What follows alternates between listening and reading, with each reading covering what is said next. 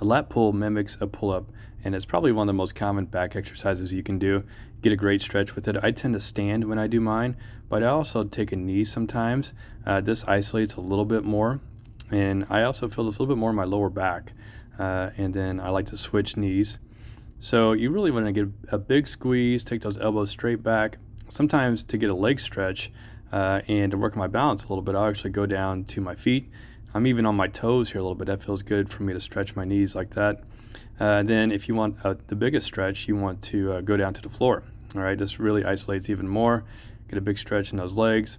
You can also pull behind the neck if you have good shoulder mobility. This feels great to me. It's mostly a stretch, but I also get great contraction at the bottom there. And then finally, you want to go down to the floor. This is really the most involved move of all. It's a total posterior chain move. Walk into any gym and you'll see people doing a seated row with a unique grip where the hands are right next to each other, right? And you can replicate that with our system with two handles.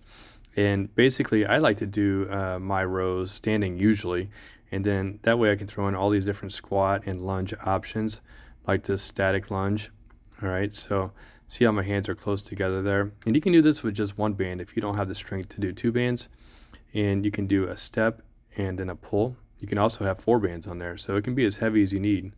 And this is really working those quads as well, so it becomes a full body move. Now you can take a knee and do some rows. This is just a different feel, just basically showing you guys all these options. So you never get bored. Nobody likes being bored when they're working out.